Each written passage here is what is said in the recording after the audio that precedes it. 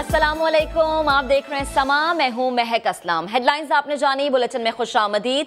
सबसे पहले आपको बताएं कि सस्ते पेट्रोल के मजे खत्म हो गए हैं। हुकूमत ने 1 जुलाई के बजाय 4 दिन पहले ही पेट्रोल 25 रुपए 58 पैसे महंगा करके 100 रुपए लीटर कर दिया है। महंगाई के मारे अवाम की परेशानी बढ़ गई है। हाई स्पीड डीजल 21 रुपए और मिट्टी का तेल 23.5 रुपए महंगा हो गया है। नई कीमतों का इत्तलाक रात 12 बजे से हो गया है। इस्लामाबाद से वहाब कामरान की रिपोर्ट आपको दिखाते हैं। समरी का अता पता ना 1 जुलाई का इंतजार। वारिस सरकार, पेट्रोलियम मसनूआत की कीमतों में 4 दिन पहले ही अचानक बड़ा इजाफा। वजारत खजाना ने एलामिया जारी कर दिया। पेट्रोल 25 रुपए 58 पैसे, हाई स्पीड डीजल 21 रुपए 31 पैसे फी लीटर महंगा। मिट्टी के तेल की कीमत में 23 रुपए 50 पैसे, लाइट डीजल की कीमत 17 रुपए 84 पैसे लीटर बढ़ा दी गई। इजाफे के बाद पेट्रोल की नई कीमत, हाई स्पीड डीजल की नई कीमत 101 रुपए 46 पैसे फी लीटर मुकर्रर। मिट्टी का तेल 59 रुपए 6 पैसे और लाइट डीजल की नई कीमत 55 रुपए 58 पैसे फी लीटर हो गई। हुकूमत ने पेट्रोल और डीजल पर पेट्रोलियम लेवी बढ़ाकर 30 रुपए फी लीटर कर दी है। हुकूमत ने पेट्रोलियम मसनूआत की कीमतों में इजाफे के लिए महीना खत्म होने का इंतजार भी नहीं किया। क्या आलमी मार्केट में तेल की कीमतों में अचानक से इजाफा हो गया है? ये हुकूमत ने ये अचानक फैसला ऑयल मार्केटिंग कंपनीज के दबाव में किया है। इसी बारे में मजीद बात करेंगे। शकील अहमद ने हमें ज्वाइन किया। शकील, क्या पहली बार ऐसा हुआ कि महीना खत्म होने से पहले कीमतें बढ़ा दी गई हैं? आखिर माजरा क्या है? देखिए, पहले ऐसा हुआ है कि mid of the month prices जो हैं उसमें रद्दोबदल किया गया था, लेकिन ये इजाफा जो है ये अचानक जो किया गया है ये बहुत ज्यादा है। इसकी दोनों बुनियादी वजूहात थी। हुकूमत पर दोनों तरफ से दबाव था। एक तो पेट्रोलियम मसनूआत की जो खाम तेल की आलमी कीमत है वो बढ़ना शुरू हो गई थी, जो 26 अप्रैल को $20 फी बैरल थी, अब वो 26 जून को तकरीबन $40 फी बैरल तक पहुंच गई और मई में ये $35 फी बैरल थी। और दूसरी जानिब जो ऑयल मार्केटिंग कंपनीज हैं उन्होंने हुकूमत पर दबाव डालना शुरू किया, क्योंकि 1 जून को जब कीमतें बढ़ाई गई तो ऑयल मार्केटिंग कंपनी का यह ख्याल था कि हुकूमत को कीमतें बरकरार रखनी चाहिए। लेकिन हुकूमत ने पेट्रोल 7 रुपए से ज्यादा सस्ता किया, मिट्टी का तेल 11 रुपए से ज्यादा सस्ता किया और लाइट डीजल भी 9 रुपए से ज्यादा सस्ता किया। तो ऑयल मार्केटिंग कंपनियों ने जो जखीरा कर लिया पेट्रोल और उसकी सप्लाई की शॉर्टेज हो गई, लोगों को मुश्किल पेश आई, लोगों को पेट्रोल नहीं मिला। उसके बाद हुकूमत पर दबाव पड़ा और अब हुकूमत ने पेट्रोलियम मसनूआत की जो कीमतों में अच्छा खासा इजाफा कर दिया है। तकरीबन 25 रुपए 58 पैसे पेट्रोल और हाई स्पीड भी 31 रुपए से ज्यादा। तो हुकूमत बुनियादी तौर पर जो ऑयल माफिया है उसके दबाव में आई है और दूसरी जानब इंटरनेशनल जो प्राइसेस हैं क्रूड ऑयल की उसमें भी इजाफा हुआ है। तो दोनों तरफ से हुकूमत पर दबाव पड़ा और ये फैसला लेना पड़ा हुकूमत को। ठीक है, यानी प्रेशर में ये फैसला लिया गया है। शकील, आपका बेहद शुक्रिया। आधा महीना पेट्रोल मिला ही नहीं, मगर 4 दिन पहले महंगा जरूर हो गया है। अवाम पेट्रोल सस्ता होने का खातिर खा फायदा ना उठा सके, बल्कि पेट्रोल की किल्लत के सबब ख्वार होते रहे और अब पेट्रोल माफिया ने हुकूमत को घुटने टेकने पर मजबूर कर दिया। सोशल मीडिया पर भी हुकूमती इक़दाम को शदीद तनकीद का निशाना बनाया जा रहा है। आधा महीना तो पेट्रोल मिला ही नहीं, 4 दिन पहले महंगा भी हो गया। हमने पेट्रोल की और डीजल की कीमतें कम भी की। बदकिस्मती के साथ यहाँ पे चंद अनासिर से फायदा उठा के तो अपनी जेबें भर लें। पेट्रोल बहरान पैदा करने वाला ऑयल माफिया जीत गया, हुकूमत हार गई। सस्ते पेट्रोल का फायदा अवाम को 1 माह भी ना मिल सका। पहले 2 हफ्ते पेट्रोल की किल्लत के बाइस शहरी ख्वार होते रहे। लिख के लगा दो, कब खुलेगा पेट्रोल पंप? पहले कोरोना ने परेशान किया हुआ था, अब पेट्रोल ने परेशान किया हुआ है। पेट्रोल तो नायाब हो गया है, मतलब मिल ही नहीं रहा है बिल्कुल। पीछे से सप्लाई बंद है और शॉर्टेज इतनी ज्यादा हो गई है। अब यहाँ की सेल 16-17 हजार है और ये सिर्फ 8 हजार रोजाना दे रहे हैं। 1 जून को हुकूमत ने पेट्रोल की कीमतों में कमी का ऐलान किया तो अवाम ने सुख का सांस लिया, मगर ये खुशी खबरों तक ही रही। ऑयल माफिया ने अवाम का पसीना निकाल दिया और अब इसी माफिया ने हुकूमत को भी घुटने टेकने पर मजबूर कर दिया। कभी घबराना नहीं है आपने। पाकिस्तानियों, घबराना नहीं, अब महंगा पेट्रोल हर जगह दस्तयाब होगा। पीपल्स पार्टी के चेयरमैन बिलावल भुट्टो ने पेट्रोलियम मसनूआत की कीमतों में इजाफे को मुस्तरद कर दिया है। कहा, इमरान खान ने पेट्रोल महंगा करके ऑयल माफिया को फायदा पहुंचाया। मुश्किल वक्त में पेट्रोल महंगा करना गरीब दुश्मनी है। बिलावल भुट्टो का कहना था, पीटीआई माजी में कीमतों में मामूली इजाफों पर तनकीद करती रही, हुकूमत ऐसे इक़दामात से डूबती मईशत को सहारा नहीं दे सकती। उन्होंने कहा सेलेक्टेड वजीर आजम को आम आदमी की कोई फिक्र नहीं है। बिलावल भुट्टो जरदारी ने तनकीद का निशाना बनाया वजीर आजम इमरान खान को। वो कहते हैं कि इमरान खान ने पेट्रोल महंगा करके ऑयल माफिया को फायदा पहुंचाया है। मुश्किल वक्त में पेट्रोल महंगा करना गरीब दुश्मनी है। बिलावल भुट्टो जरदारी का कहना था कि पीटीआई माजी में कीमतों में मामूली इजाफों पर तनकीद करती रही। हुकूमत ऐसे इक़दामात से डूबती मईशत को सहारा नहीं दे सकती। 1 जून को पेट्रोल सस्ता होने पर वजीर आजम इमरान खान ने ट्वीट की थी। उनका कहना था कि जनूबी एशिया के दीगर मुल्कों के मुकाबले में पाकिस्तान में पेट्रोलियम कीमतें सबसे कम हैं। वजीर आजम ने ट्विटर पैगाम में लिखा था कि हमने पेट्रोल, लाइट डीजल, ऑयल और मट्टी के तेल को मजीद सस्ता कर दिया है। जनूबी एशिया के दीगर ममालिक के मुकाबले में अब हमारे यहाँ ईंधन कम तरीन निर्खों पर दस्तयाब है। भारत में ये हमसे 2 गुना महंगा है, जबकि बांग्लादेश, श्रीलंका और नेपाल वगैरह में इसके निर्ख 50% से 75% तक है। तो 1 जून को ट्वीट की गई थी वजीर आजम इमरान खान की जानिब से, जो कि आपको याद दिला रहे हैं। और इस ट्वीट में उनका ये लिखना था कि जनूबी एशिया के दीगर मुल्कों के मुकाबले में पाकिस्तान में पेट्रोलियम कीमतें सबसे ज़्यादा कम हैं। मजीद उन्होंने लिखा कि हमने पेट्रोल, लाइट डीजल, ऑयल और मट्टी के तेल को मजीद सस्ता कर दिया है।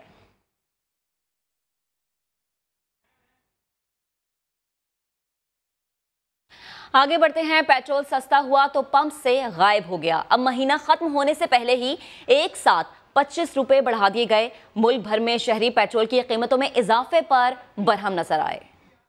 जुल्म है और ज्यादती है, क्योंकि पहले आम अगर सस्ता था तो वो ब्लैक होता रहा, मिला भी नहीं, ना डिपो में मिला है ना पंपों में मिला है, लोग ख्वार होते रहे हैं। अब एक दाम 25 रुपए बढ़ा है तो ये तो सरासर ज्यादती है। हमारी हुकूमत क्या कर रही है, देखे ना, जब पेट्रोल सस्ता हुआ तो 1 महीना भी इन्होंने पेट्रोल नहीं सही तरह दिया आवाम को। आवाम दिन ब दिन जलील होती रही है और अब 3 दिन पहले इन्होंने पेट्रोल महंगा कर दिया। हुकूमत ने एकदम सस्ता भी किया और एकदम भी 25 रुपए 1 लीटर के पीछे महंगा भी कर दिया। जब सस्ता करते हैं 2-2, 3-3 रुपए करते हैं और अभी तो आप देख सकते हैं 25 रुपए 1 लीटर के पीछे महंगा कर रहे हैं। रिलीफ देकर आवाम के साथ मजाक की है और जब भी बढ़ता है तो 25 रुपए 20 रुपए और जब कम होता है तो 1 रुपया 60 पैसे तो 2 रुपए। आवाम को क्यों नहीं इस तरह करते हैं कि एक जगह पर पानी में जहर डालें और सारों को खत्म ही कर दें। जुल्म है जुल्म।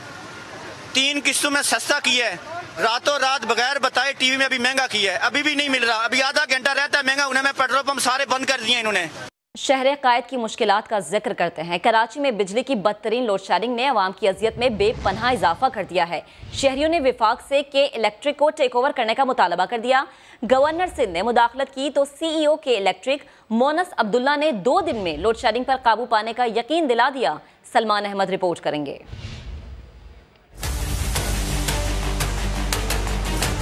इलेक्ट्रिक वालों को तो बिल्कुल ही शर्म नहीं है कि कोई बीमार है, कोई मरीज है, रोडों पे आएंगे, डंडे लेके मारेंगे, इनकी गाड़ियां चलाएंगे, यही करेंगे और क्या करेंगे हम? गरक करो इनको, दफन करो इनको, खत्म करो इलेक्ट्रिक को, वफाक इसको अपने अंडर में ले और इसको खत्म करे।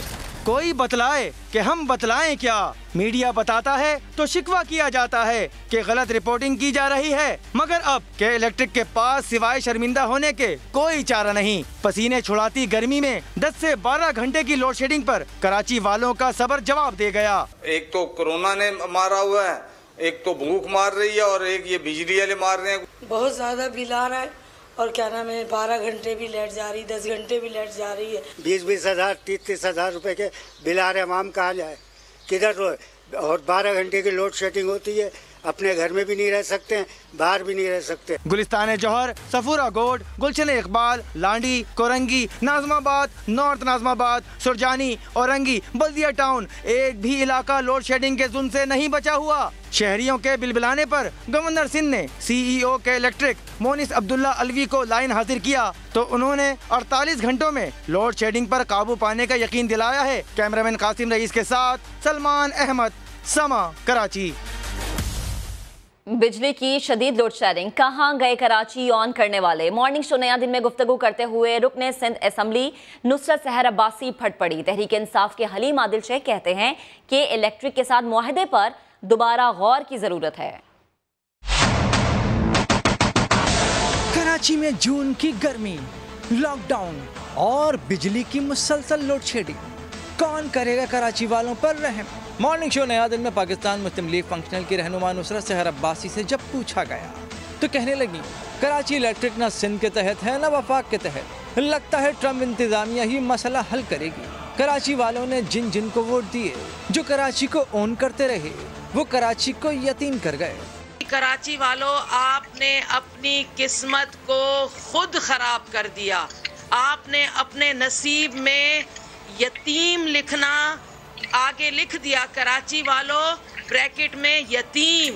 तहरीक इंसाफ के रहनुमा हलीम आदिल शेख ने इस मौके पर मलबा गुज़िश्ता मुआहिदों पर डाल दिया। उन्होंने के इलेक्ट्रिक से मुआहिदे पर सवाल उठा दिए। बहुत सारे एग्रीमेंट्स पाकिस्तान में ऐसे हुए जिनको दोबारा अपना पड़ेगा, वो LNG का हो, वो रेकोडिक के बहुत सारे इश्यूज हो, बहुत सारे एग्रीमेंट्स अपने जाती फवाइद के लिए इस किस्म के एग्रीमेंट्स किए गए, जिसमें एक एग्रीमेंट जो शेख की एग्रीमेंट है वो के इलेक्ट्रिक का भी है। हलीम आदिल शेख ने यकीन दिलाया कि पीर तक बिजली की लोड शेडिंग का मसला हल करवा लिया जाएगा। विफाकी हुकूमत का के इलेक्ट्रिक को 30,000 मैट्रिक टन फर्नेस ऑयल फौरी तौर पर फराहम करने का फैसला। तर्जुमान पावर डिवीजन के मुताबिक के इलेक्ट्रिक का सिस्टम इस काबिल होता तो विफाक 500 मेगावाट इजाफी बिजली देने को भी तैयार था। कराची में जरूरत 3 घंटे लोड शेडिंग की, मगर हो रही है 12-12 घंटे। नेपरा ने के इलेक्ट्रिक से वजाहत मांग ली। इस्लामाबाद से वहाब कामरान की रिपोर्ट। शहर कायद के बासियों की मदद के लिए विफाक फिर मैदान में। गर्मी और लोड शेडिंग के सताए कराची वालों के लिए अच्छी खबर, लोड शेडिंग में कमी की उम्मीद बन गई। दीगर पावर प्लांट्स का 30,000 मैट्रिक टन फर्नेस ऑयल हुकूमत ने फौरी तौर पर के इलेक्ट्रिक को देने का फैसला जो कर लिया। तर्जुमान पावर डिवीजन के मुताबिक विफाकी हुकूमत पहले ही 800 मेगावाट बिजली के इलेक्ट्रिक को दे रही है और मजीद 500 मेगावाट बिजली देने को भी तैयार है, लेकिन के इलेक्ट्रिक का सिस्टम इतना लोड उठाने की सलाहियत ही नहीं रखता। कंपनी ने सिस्टम की अपग्रेडेशन में सरमायाकारी की होती तो इजाफी बिजली की तरसील मुमकिन भी होती। उधर के इलेक्ट्रिक के ऑपरेशनल डाटा का जायजा लेकर नेपरा ने भी बड़ा सवाल उठा दिया। कहा कंपनी का औसत शॉर्टफॉल 400 मेगावाट है तो शहर में यौमिया लोड शेडिंग 3 घंटे से ज्यादा नहीं होनी चाहिए। 12-12 घंटे की लोड शेडिंग समझ से बालातर करार। नेपरा ने इस पर के इलेक्ट्रिक से वजाहत भी मांग ली। अथॉरिटी ने मुल्क की दीगर तकसीमकार कंपनियों से भी गैर एलानिया लोड शेडिंग पर रिपोर्ट तलब कर ली है। शंघाई इलेक्ट्रिक ने के इलेक्ट्रिक की खरीदारी की पेशकश वापस ले ली। 90 रोज गुजरने के बाद शेयर्स की खरीदारी की मंजूरी न मिलने पर पेशकश वापस ले ली गई। अशरफ खान रिपोर्ट करेंगे। बिजली पैदा करने वाली चीन की सबसे बड़ी कंपनी शंघाई पावर के इलेक्ट्रिक खरीदने की पेशकश के बाद 90 रोज तक इंतजार करती रही, मगर नेपरा और दीगर इदारों ने मंजूरी न दी, जिस पर शंघाई इलेक्ट्रिक ने के इलेक्ट्रिक की खरीदारी की पेशकश वापस ले ली। के इलेक्ट्रिक के ज्यादा हिस्से रखने वाले अबराज ग्रुप ने साल 2016 में शंघाई इलेक्ट्रिक से मुआहिदा किया था। मुआहिदे के बाद अब तक 5 मरतबा पेशकश वापस ली जा चुकी है, क्योंकि नेपरा और दीगर इदारों को रेगुलेटरी मंजूरी ही नहीं मिल पा रही। शंघाई इलेक्ट्रिक 66.4% शेयर्स इंतजामी हुकूक के साथ खरीदना चाहती है। पाकिस्तान स्टॉक एक्सचेंज को बताया गया है शंघाई इलेक्ट्रिक जल्द दोबारा के इलेक्ट्रिक खरीदने की एक बार फिर पेशकश करेगी। शंघाई इलेक्ट्रिक ने के इलेक्ट्रिक के 18 अरब 33 करोड़ 55 लाख 42,678 शेयर्स की खरीदारी की पेशकश की थी। जामे कराची का जिक्र करेंगे, जहां की गर्ल्स हॉस्टल में मुकीम गैर मुल्की खातून की जानिब से मुबैना जिनसी हरासानी का इल्ज़ाम आयद किया गया है। गैर मुल्की खातून ने FIR दर्ज करवाई है, जिसमें इल्ज़ाम लगाया गया है कि एक शख्स ने हॉस्टल में घुसकर हरासा किया। वाइस चांसलर जामे कराची का कहना है खातून के इल्ज़ाम की तहकीकात कर रहे हैं। तफसीलात फैसल खान की रिपोर्ट में। जामा कराची के गर्ल्स हॉस्टल में गैर मुल्की खातून का हिरासानी का इल्जाम। गैर मुल्की खातून ने मुकदमा दर्ज कराया कि गर्ल्स हॉस्टल में एक शख्स दाखिल हुआ और वॉशरूम में इन्हें हरासा करने की कोशिश की। दूसरी जानिब कोरोना वायरस की वजह से जामा कराची के गर्ल्स हॉस्टल से पहले ही तमाम तालिबात को वापस भेजा जा चुका है। सिर्फ 6 गैर मुल्की तालिबात हॉस्टल में रिहाइश पजीर थीं, जिन्हें रिहाइश न होने पर हॉस्टल में रहने की इजाज़त दी गई थी। वाइस चांसलर ने कहा कि किसी को भी गर्ल्स हॉस्टल में बतौर मेहमान रहने की इजाज़त नहीं। खवातीन गैर कानूनी तौर पर हॉस्टल में रिहाइश पजीर थीं। खातून के हिरासानी के इल्ज़ाम की तहकीकात कर रहे हैं। जामे कराची की गर्ल्स हॉस्टल में कौन आया, कैसे आया, मालूम करना मुश्किल हो गया, क्योंकि गर्ल्स हॉस्टल के CCTV कैमरास ही नकारा निकले। इसी पर बात करेंगे आमिर मजीद से। आमिर, इतनी बड़ी यूनिवर्सिटी, फिर गर्ल्स हॉस्टल, यहाँ पर कैमरास का जो निज़ाम है वो सिफर है, क्या वजह है इसकी? इंतजामिया क्या कह रही है? जी बिल्कुल महक, एक इंतहाई सिक्योरिटी का जो मामला है वो पेश आया है। जैसे ये वाकया पेश आया है, जो खातून हैं गैर मुल्की ने इल्जाम आयद किया है कि उनको मुबैना तौर पर हरासा करने की कोशिश की गई है। तो उसके बाद पुलिस हुकाम जो हैं वो कराची यूनिवर्सिटी पहुंचे हैं और वहाँ पर पहुंचते ही उन्होंने देखा है कि जो गर्ल्स हॉस्टल उसमें जगह जगह कैमरे नस्ब किए गए हैं। जब पुलिस हुकाम ने उनसे सवाल किया कि इस जो कैमरे हैं इनकी रिकॉर्डिंग कहाँ है, तो उनको बताया गया ये कैमरे काफी अरसे से जो है वो नाकारा पड़े हुए हैं। जामिया कराची का गर्ल्स हॉस्टल है जहां पर मुल्क के तमाम शहरों से तालिबात आती हैं। इसके अलावा गैर मुल्की तालिबात भी जो है आती हैं, यहाँ पर क़याम पजीर होती हैं और एक इंतहाई संगीन जो सिक्योरिटी की जो गफलत है वो यहाँ सामने आई है। CCTV कैमरे जो है वो नाकारा पाए गए हैं। इसके अलावा जो खातून है जिन्होंने क्या इल्जाम लगाया मुबैना हरासगी का, उन्होंने अपना मेडिकल एग्जामिनेशन भी नहीं करवाया है। तो इस सिलसिले में ये मालूम करना, हरासगी का जो इल्जाम है साबित करना जो है वो मुश्किल है। CCTV कैमरे नहीं है जिससे ये पता लगाया जा सके कि कौन आया और कौन यहाँ से बाहर गया, ये भी पता लगाना जो है वो नामुमकिन है। इसके अलावा जामिया कराची की इंतजामिया ने जो कोरोना वायरस के फैलाव के बाद जो यूनिवर्सिटीज बंद की थी और जो तमाम तालिबात जो गर्ल्स हॉस्टल में मौजूद थी उनको अपने अपने शहरों अपने मुल्कों में जाने का कहा था, तो 6 गैर मुल्की जो तालिबात थी वो अभी तक जो है वो हॉस्टल में मौजूद थी। ये भी एक बहुत बड़ा सवाल है। अच्छा आमिर आपसे ये भी जानना चाहेंगे, जैसे सिक्योरिटी का निज़ाम आप बड़े तफसीलन हमें बता रहे हैं, तो अगर आपने यूनिवर्सिटी इंतजामिया का मौक़िफ़ जानने की कोशिश की हो, वो क्या कह रही है इस हवाले से? जी बिल्कुल, यूनिवर्सिटी इंतजामिया ने ये कहा है कि जो जितनी भी तालिबात क़याम पजीर थी गर्ल्स हॉस्टल में, उनको ये कह दिया गया था कि वो अपने शहर और अपने मुल्क को चले जाएं। तमाम तालिबात चली गई थी। ये 6 तालिबात हैं जो गैर मुल्की हैं, ये यहाँ पर हॉस्टल में ही क़याम पजीर थी।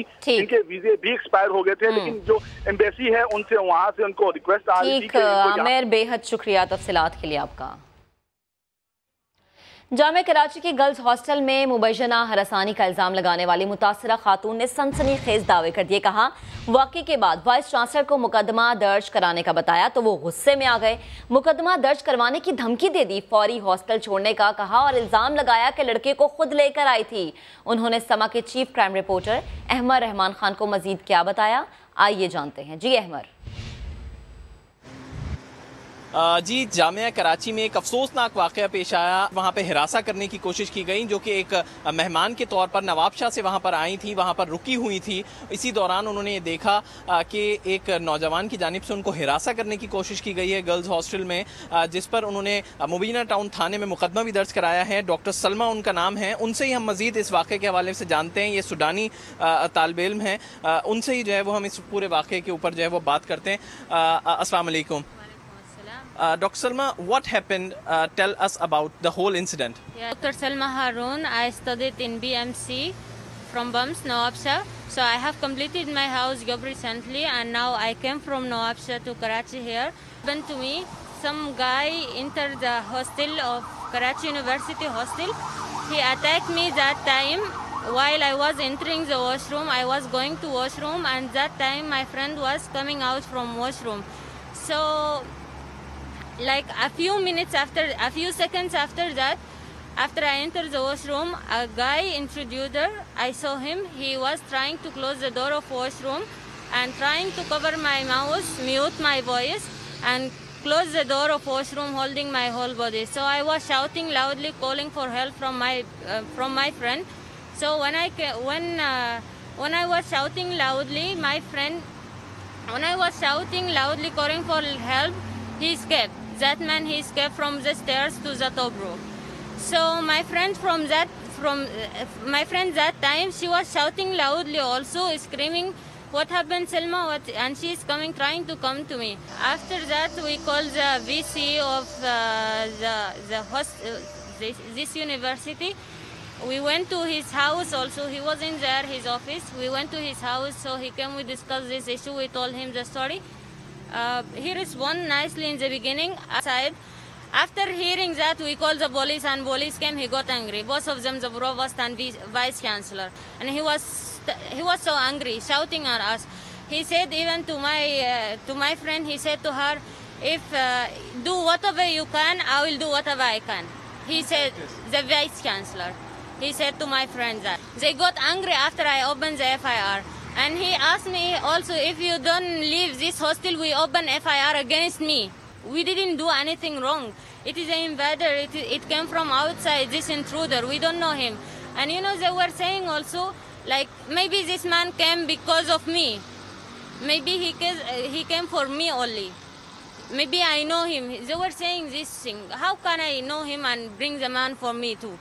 It is impossible to do that. बिल्कुल डॉक्टर सलमा का ये कहना है कि ना तो जामिया कराची की जानिब से इनको सपोर्ट किया गया, इस तमाम तर मामले को एक तरह से छुपाने की कोशिश की गई कि जब इनकी जानिब से मुकदमा दर्ज करवाया गया मोमिना टाउन थाने में तो इन पे ही जो है ये दबाव डाला गया कि इन्होंने ये FIR क्यों कटवाई। जी बिल्कुल अहमर, हम सुन भी रहे थे कि वो कह रही थी कि वो उनके अगेंस्ट अब एक FIR ओपन करवाने जा रहे हैं। तो अब डॉक्टर सलमा का नेक्स्ट स्टेप क्या है, वो क्या आगे लाहेअमल अपनाने जा रही हैं? जी देखिए, खातून ये काफ़ी परेशान दिखाई देती हैं। इनसे हमारी बात हुई तो इनका ये कहना है कि इन्होंने अपनी एम्बेसी से भी रब्ता किया है और इनको इस्लामाबाद जो है वो भेजा जा रहा है, क्योंकि ये कोविड की वजह से भी काफ़ी परेशान हैं। एक तो कोविड की वजह से ये अपने मुल्क नहीं जा पा रही हैं, क्योंकि बैनुल अक़वामी फ़्लाइट जो है वो नहीं चल रही हैं, जिसकी वजह से ये इन हॉस्टल्स में जो है वो रहने पर मजबूर थी, इस हॉस्टल में रहने पर मजबूर हो गई थी। अब इनका इरादा यह है कि ये एम्बेसी की जानिब से इस्लामाबाद जाएंगी और फिर वहाँ से इनके लिए कोई फ़्लाइट अरेंज की जाए ताकि इनको इनके मुल्क जो है वो वापस भेजा जा सके। तो इस कोशिश में ये इस वक्त दिखाई देती हैं, काफ़ी परेशान हैं, क्योंकि इनका कहना है कि कराची यूनिवर्सिटी अगर उस वक्त इनका साथ देती, अब इनकी मुद्दत में मुकदमा दर्ज नहीं होता, बल्कि कराची यूनिवर्सिटी के इंतजामिया या सिक्योरिटी इंचार्ज ये मुकदमा दर्ज कराते हैं। इनका ये कहना है कि तो काफ़ी हौसला अफजा बात होती, लेकिन कराची यूनिवर्सिटी में न सिर्फ वाइस चांसलर बल्कि जो दीगर स्टाफ भी था वो इनको इस बात पर दबाव डाल रहा था कि कानूनी कार्रवाई ना करें। और जैसा कि इन्होंने अपने इंटरव्यू में भी कहा कि वाइस चांसलर की जानिब से इन पे चीखे भी वो इन पे काफी दबाव डालने की कोशिश भी की, और साथ ही साथ इन्हें ये भी कहा कि सिर्फ 2 घंटे में ये हॉस्टल छोड़ दें फौरी तौर पे। तो इस तरह की चीजों से काफी परेशान थी। इनको ये कहना था कि एक वाकया रुनुमा हुआ जिसमें एक नौजवान की जानिब से इनको जामिया कराची के गर्ल्स हॉस्टल के वॉशरूम में हिरासा करने की कोशिश की गई। पहले तो ये कि जामिया कराची की सिक्योरिटी का निजाम कैसा है, वहां पर कैसे किसी नौजवान की रिसाई हुई, तो पहले आप हमारे साथ रहिएगा। अपने नाज़रीन को हम ये भी बताते हैं कि कोई भी मर्द जामिया कराची के गर्ल्स हॉस्टल में दाखिल नहीं हो सकता। खदशा है कि इन्हीं लड़कियों में से कोई मर्द को साथ लेकर आई और बतौर मेहमान ठहराया गया। जामिया कराची के तर्जुमान ज़ीशान अजमत ने समा से गुफ्तगू में ये बताया, तीनों लड़कियों को दूसरे हॉस्टल शिफ्ट कर दिया गया है। अभी तक मर्द की शनाख्त या हुलिया सामने नहीं आ सका है। ज़ीशान अजमत जो कि समा से गुफ्तगू कर रहे थे, क्या कहना था उनका, आपको सुनवाते हैं। मेल स्टूडेंट्स क्या कोई भी मर्द जो है वो अंदर दाखिल नहीं हो सकता, फीमेल गर्ल्स हॉस्टल जो हमारा है। इन्हीं लड़कियों में से कोई खातून उस बंदे को लेके आई नहीं थी, एज अ गेस्ट ठहराया हुआ था, क्योंकि कोरोना के चक्कर में उसको हो सकता है जगह का इशू हो। ये मैं खदशा जाहिर कर रहा हूँ, क्योंकि अभी फर्दर स्टेटमेंट उन खवातीन की, उन स्टूडेंट्स की नहीं सामने आई है। तीनों गर्ल्स अभी तक हमारे पास हॉस्टल में ही है। जिन लोगों की ड्यूटी होती है उस दिन किस किसकी ड्यूटी थी, पहले किसकी थी, बाद में किसकी थी, उससे पूछा जा सकता है, क्योंकि अभी तक हुलिया या लड़के की शनाख्त ऐसी नहीं आई है कि पता चल सके कि कौन था क्या था।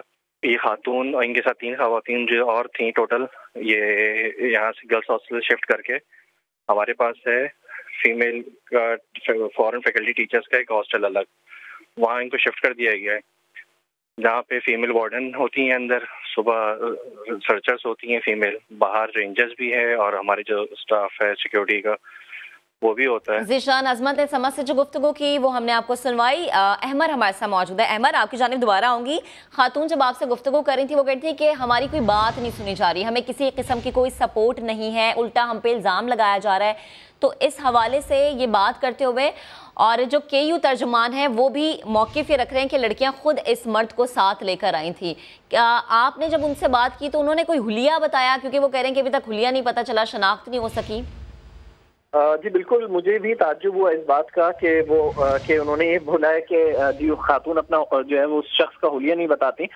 तो हमसे जब बात की है उन्होंने तो बिल्कुल उस शख्स के बारे में उन्होंने बताया है। उनका ये कहना है कि 5 से 7 फुट की करीब जो है वो उसकी हाइट थी, 5.7 5.8 जो है वो उसकी हाइट थी। फिर इसके अलावा उनका कहना है रंग गोरा था, थोड़ी दाढ़ी थी, जिसामत से ज्यादा जो है वो कोई जो है वो भारी वजन वाला शख्स नहीं था। तो उनका ये कहना है कि इस तरह वो उस शख्स को पहचान भी सकती हैं अगर वो दोबारा उनके सामने आए।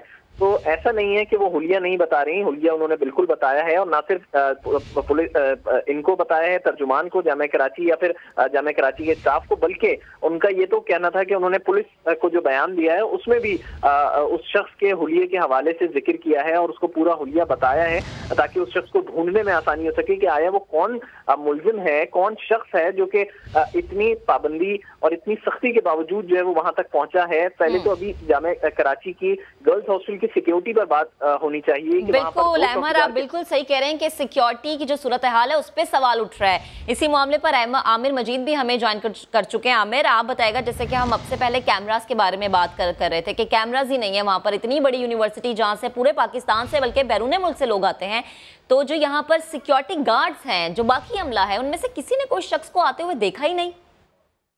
जी बिल्कुल महक, ये इंकशाफ हुआ था जब बादशाह खान यूनिवर्सिटी में जब एक टेररिस्ट अटैक हुआ, उसके बाद HEC ने 3 करोड़ रुपए की ग्रांट तमाम यूनिवर्सिटीज को दी थी। कराची यूनिवर्सिटी को भी ये ग्रांट दी थी ताकि कराची यूनिवर्सिटी अपने वॉच टावर जो है वहाँ पर लगाए, बड़ा एरिया, इसके अलावा CCTV कैमरास जो है वो इंस्टॉल करे।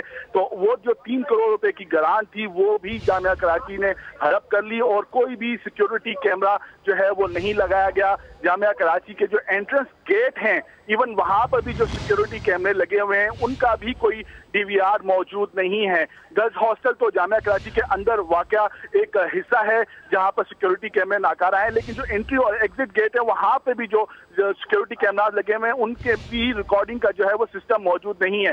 गर्ल्स हॉस्टल के बाहर सिर्फ एक सिक्योरिटी गार्ड मेल तैनात होता है जो अंदर से आने वाली जो तालबा है और तालबात हैं उनके पास जो है वो चेक करता है। इसके अलावा उसके चारों तरफ गर्ल्स हॉस्टल के झाड़ियां हैं और फर्स्ट फ्लोर पर ये वाक़या पेश आया है। तो ये कहना कि एक सिक्योरिटी गार्ड की मौजूदगी में, और सिक्योरिटी गार्ड वहां पर शिफ्टों में 3 शिफ्टें होती हैं, वहां पर मौजूद होते हैं, और उनकी मौजूदगी में किसी शख्स का गर्ल्स हॉस्टल में दाखिल हो जाना और वहां पर क़याम पजीर किसी भी तालबा के साथ ज्यादती करना, ये एक बहुत बड़ा सिक्योरिटी लैप्स है जामिया कराची की तरफ से, जिस पर तहकीकात भी की जा रही है और मालूम भी किया जा रहा है वार्डन से कि ये 6 तालिबात जो जब तमाम तालिबात जहाँ से चली गई थी, तो हमारी बात भी हुई डॉक्टर समीना सईद है, वार्डन है गर्ल्स हॉस्टल की, उनका कहना है कि उनको इस वाक़े के बारे में कोई इल्म नहीं, ये इजाज़त किसने दी, और अगर वो मेहमान भी थी तो एक प्रोटोकॉल है, जामिया कराची के कवानीन हैं कि अगर कोई मेहमान आता है गर्ल्स हॉस्टल में और वो भी कोई खातून है तो उसको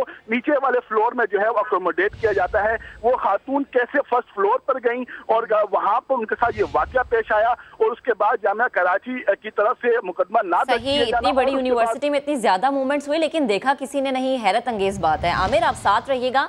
जामिया कराची के गर्ल्स हॉस्टल में गैर मुल्की खातून की जानिब से हरासानी का इल्जाम का मामला है। इंतजामिया ने मुकदमा क्यों दर्ज नहीं कराया, समा ने सवाल किया तो campus security adviser Mois Khan का कहना था कि FIR वो ही दर्ज करवाता है जिसके साथ वाकया पेश आए, खातून जामिया की तालिबा नहीं है। जामिया की इंतजामिया सिफारत खाने से राबते में थी कि लड़की ने मुकदमा दर्ज करा दिया। हॉस्टल के कैमरा से मुतालिक सवाल हुआ तो उनका ये कहना था कि कुछ रोज पहले आने वाली आंधी से तारें टूट गई जिसके बायस CCTV कैमरास काम नहीं कर रहे थे।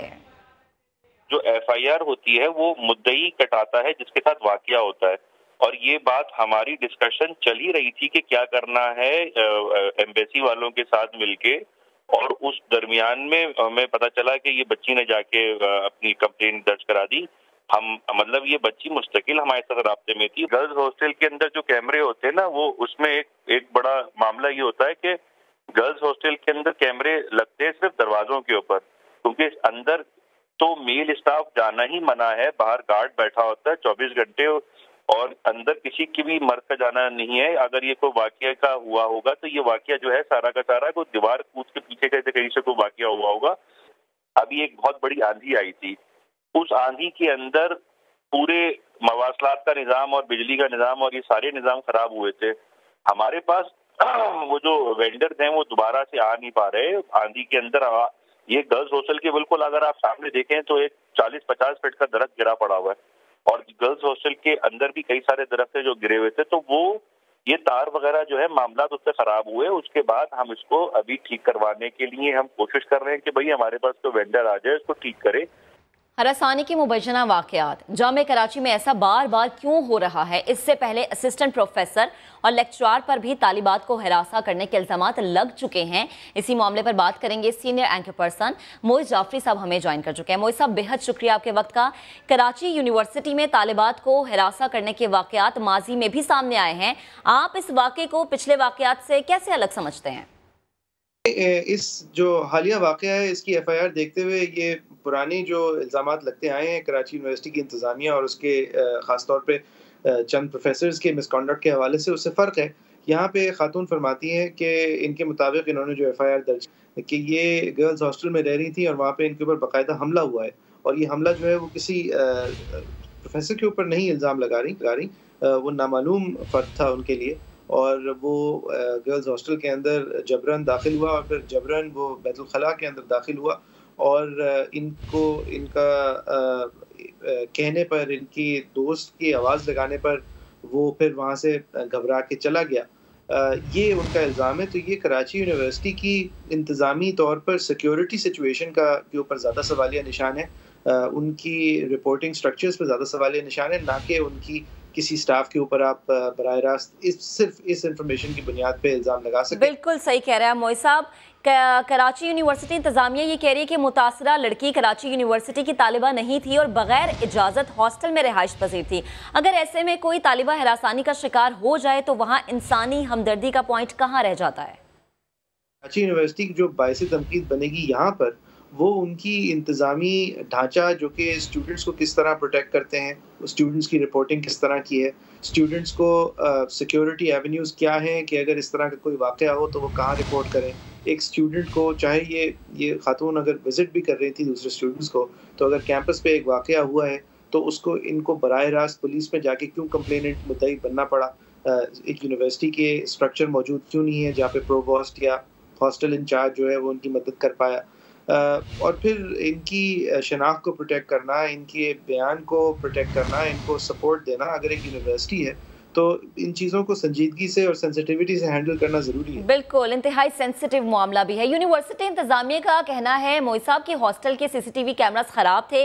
ये भी बताएगा कि वो स्टूडेंट नहीं है, इसलिए कराची यूनिवर्सिटी खुद शिकायत कुनिंदा क्यों नहीं बनी?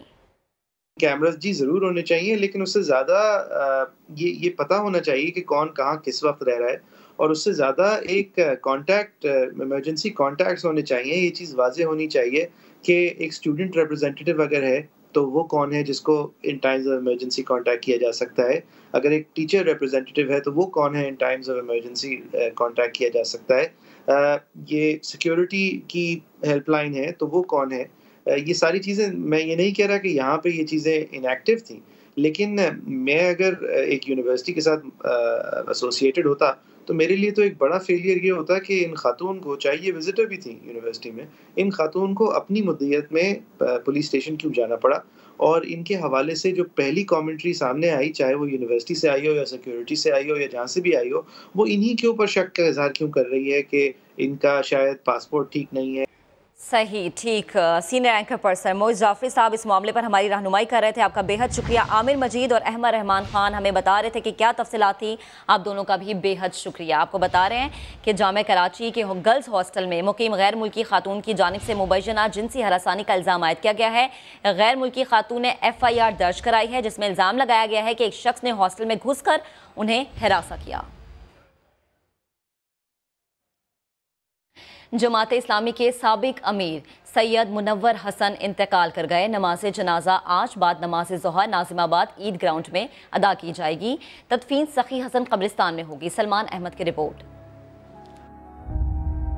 जमात इस्लामी के साबिक अमीर सैयद मुनव्वर हसन खालिक हकीकी से जा मिले। तबीयत खराबी के बाइस वो नॉर्थ नाज़िमाबाद की एक निजी क्लिनिक में 2 हफ्ते से ज़ेर इलाज थे। साबिक अमीर जमात इस्लामी का जस्ते खाकी फारूक आजम मस्जिद से गुस्ल के बाद नाज़िमाबाद के ज़ियाउद्दीन अस्पताल के सर्दखाने मुंतकिल किया गया। हम एक शफीक बाप से महरूम हो गए, लेकिन अल्लाह ताला सबको अल्लाह ताला के पास जाना है, किसी को जल्दी किसी को बाद में। अल्लाह ताला ने उनके लिए आसानी की। जमात इस्लामी कराची के अमीर हाफिज नईमुर रहमान का कहना था कि मुनव्वर हसन की मुल्क और पार्टी के लिए खिदमात को फरामोश नहीं किया जा सकता। सैयद अबुल आला मौदूदी रहमतुल्लाह अलैह के बाद पूरी आलमी इस्लामी तहरीकों में अगर कोई फिक्री कायद के तौर पर कोई शख्सियत मौजूद थी तो सैयद मुनव्वर हसन थे। करीबी रुफका का कहना है कि सैयद मुनव्वर हसन की वफात मुल्क के लिए बड़ा नुकसान है। उनकी खिदमात को हमेशा याद रखा जाएगा। कैमरामैन कासिम रईस के साथ सलमान अहमद, समा, कराची। न्यूज़ स्टूडियो से अब तक के लिए इतना ही। एक ब्रेक के बाद हाजिर होंगे हेडलाइंस के साथ। आप देखते रहिए समा।